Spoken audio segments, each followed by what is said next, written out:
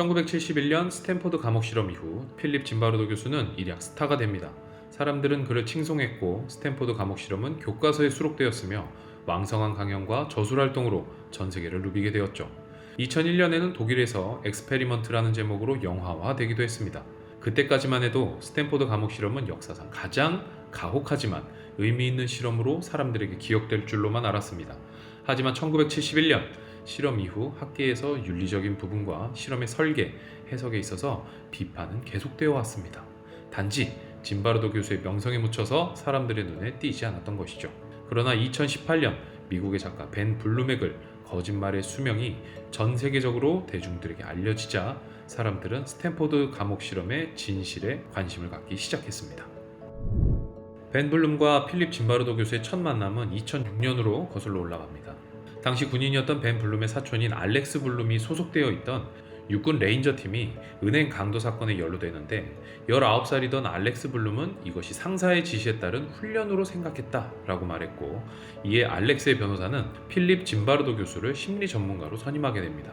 아마도 알렉스 블룸이 군인이었다는 점과 2004년 이라크 아부그라이브 포로 수용소 사건의 전문가로 증언했던 내용 때문이 아니었을까라는 생각을 해보는데요. 그때만 해도 벤 블룸은 짐바르도 교수의 책 루시퍼 이펙트에 나오는 썩은 상자 이론에 매우 동의하는 상황이었고, 알렉스 블룸이 군대라는 환경에 영향을 받은 것이라고 생각했습니다. 그러나 벤 블룸이 더 깊게 파고들수록 알렉스의 이야기에서 석연치 않은 점들을 찾을 수 있었는데요. 알렉스는 강도가 처음에는 훈련 연습으로 제시되었지만 실제로 일어났을 때 실제 범죄라는 것을 깨달았다. 하지만 빠져나갈 용기가 없었다 라고 고백하게 됩니다. 이로 인해 벤 블룸은 단순히 상황만으로 행동이 결정된다고 하는 스탠퍼드 감옥 실험이 사람을 지나치게 단순화하는 것은 아닌지에 대해서 의구심이 들었고, 이후 2014년 스탠퍼드에서 열린 짐바르도 교수의 강의를 듣던 도중 실험에 죄수역으로 참여한 데이브 에그런트가 왜 그만두게 하지 않았나요? 라고 물었을 때 너는 그만두고 싶다고 말하지 않았잖아 라는 둘의 대화가 이상하다는 것을 알고 에그런트에게 연락해 그의 경험을 조금 더 자세히 들어보기로 하면서 블룸의 조사가 시작이 됩니다. 벤 블룸은 자신의 칼럼 거짓말의 수명에서 다음과 같이 주장합니다. 첫 번째, 참가자들의 연기. 더글라스 코르피는 죄수 역할로 참여한 인물로 극도의 스트레스와 감정적 붕괴에 따른 그의 행동은 실험의 가장 유명한 장면 중 하나로 기억됩니다. 그러나 그는 벤 블룸과의 인터뷰에서 죄수로서의 고통스러운 경험은 모두 연기였다 라고 밝혔고, 실험에서 빠져나가기 위해 신경쇠약에 걸린 연기를 했다 라고 밝혔습니다. 또한 교도관 중 한 명인 데이비드 애셜먼은 나는 영화에 나오는 교도소장을 모델로 삼아서 연기했다 라고 밝혔습니다. 두 번째, 연구자의 개입. 공개된 자료들을 보면 연구자들은 실험의 목적과 기대에 대해서 참가자들에게 설명을 해줬습니다. 이것은 마치 영화의 엔딩을 보여주고 과정을 만들어내라 라고 한 것과 똑같다는 것이죠. 또한 교도관들에게는 좀 더 역할에 몰입해서 강하게 행동하라 이렇게 지시했다고 합니다. 세 번째, 실험 설계의 문제.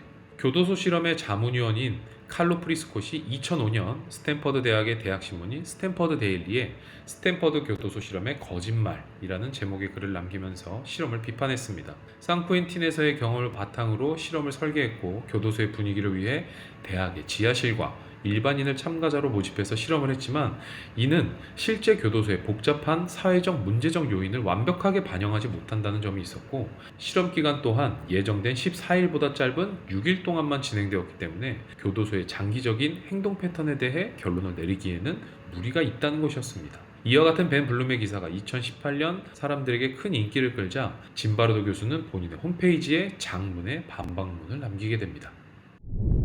첫 번째, 참가자들의 연기에 대해서. 짐바르도 교수는 모든 연구자들은 참가자가 신경쇠약을 일으킨다고 생각되면 사실로 받아들여야 할 윤리적 의무가 있다. 따라서 더글라스 코르피의 경우 진위 여부와 상관없이 받아들여졌지만 현장에서의 모두가 그의 행동을 보면서 신경쇠약이라고 확신을 했다고 합니다. 그리고 코르피가 인터뷰한 1971년부터 최근까지의 기록들을 보면은 증언이 일관되지 않는 모습을 보인다고 합니다. 데이비드 애셜먼의 경우에는 연기라고 하기에는 수감자를 과하게 다루는 모습을 보였다고 하는데요. 나중에 인터뷰에서 애셜먼은 어느 순간 자신이 수감자들을 마음대로 다룰 수 있을 것 같은 생각이 들었다고 했고, 실험이 5일째 되던 날 밤 그는 수감자들을 암컷 낙타와 수컷 낙타로 구분해 동물들의 짝짓기를 흉내내라고 시켰다고 합니다. 이는 단순한 연기라고 보기엔 과한 행동이었다고 합니다. 두 번째, 연구자들의 개입에 대해서. 처음 실험이 시작되고 각자의 역할에 대해서 말해줄 필요성을 느꼈다고 합니다. 교도관의 역할은 수감자의 반란과 탈출을 막아야 한다는 것에 대해 집중적으로 교육을 했다고 합니다. 다만 직접적인 물리적 폭력을 행사할 수는 없고 지루함, 두려움, 불편함과 같은 감정을 느끼게 할 수는 있으며 수감자를 통제하라고 했지 학대하라고 하진 않았다고 합니다. 또한 교도관들 중에는 시간이 지날수록 악랄하게 변한 사람이 있는 반면 마지막까지 평정심을 유지했던 사람들이 있던 것으로 보았을 때 연구자들의 요청 때문에 실험 결과가 왜곡되었다고 보기에는 어렵다고 합니다. 세 번째, 실험 설계의 문제. 이 부분에 대해서 칼로 프리스콧은 애초에 2005년에 칼럼을 쓴 적이 없다라고 짐바르도 교수는 이야기합니다. 벤 블룸이 쓴 글의 모티브가 된 이 글은 사실은 영화 판권을 원했던 시나리오 작가 마이클 라자루가 쓴 것으로 밝혀졌는데, 마이클 라자루는 스탠퍼드 감옥 실험에 대한 판권을 강력하게 원했지만 판권이 다른 곳으로 넘어가게 되자 이후부터는 온갖 매체에 부정적인 이야기들을 하고 다녔고 2005년 칼럼도 그런 글 중에 하나였다라고 합니다.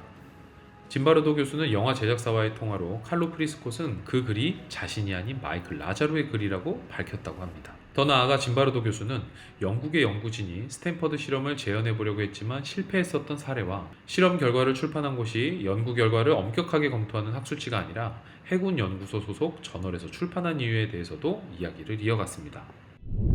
네 번째, 스탠퍼드 실험의 재현에 대해서. 2002년 BBC의 주도로 진행되었던 스탠퍼드 실험의 재현은 실패할 수밖에 없었다고 합니다. 애초에 참가자를 모집할 때부터 TV 방영 예정이라는 문구를 달고 있었기 때문에 참가자들은 자신의 말과 행동이 TV를 통해서 송출된다는 사실을 알고 있었고 이것은 당연히 실험에 많은 영향을 줄 수밖에 없었다고 합니다. 그리고 매일 밤 자신의 심정을 인터뷰하는 과정은 더 이상 사회 실험이 아니라 리얼리티 쇼에 불과했다라고 말합니다. 다섯 번째, 왜 연구 결과를 검토 저널이 아닌 다른 곳에서 출판했나? 학계에서 비판받을 것을 두려워해서가 아니라 당시 실험을 진행한 예산이 해군 연구소의 예산이었고 해군 연구소에서 예산 사용의 대가로 실험의 결과를 본인들의 저널에서 출판하도록 요청했기 때문에 어쩔 수 없었다라고 하면서 이후 엄격하게 검토되는 다른 학회지에도 기고를 했다고 합니다. 지금까지의 이야기를 살펴보면 전반적으로 실험 설계와 진행 방식에 대해서 짐바르도 교수도 일부 문제점은 인정하지만 실험이 제시하는 문제의식과 메시지는 지키려는 노력을 보이고 있습니다. 이에 대해서 스탠퍼드 대학과 대학의 심리학과에 소속된 다른 교수들도 공식적인 발표는 하지 않고 있고 학생들이나 다른 교육 현장에서는 특정한 상황이나 역할에서 어떤 사람이든 나쁜 역할을 할 수 있음을 증명했다라고 이야기한다고 합니다. 진실을 밝히려는 사람들과 그래도 실험이 가진 의미를 받아들이려고 하는 사람들 사이에서 6일 동안 실험하고 40년을 넘게 수습 중인 스탠퍼드 감옥 실험은 이미 실험을 밝히기엔 많은 시간이 흘렀고 상황과 얽혀있는 많은 사람의 마음속 의도가 너무 복잡한 것은 아닌가 라는 생각을 해봅니다. 그럼에도 상처받은 사람들을 위해 언젠가는 진실이 정확하게 밝혀지기를 바라봅니다. 감사합니다.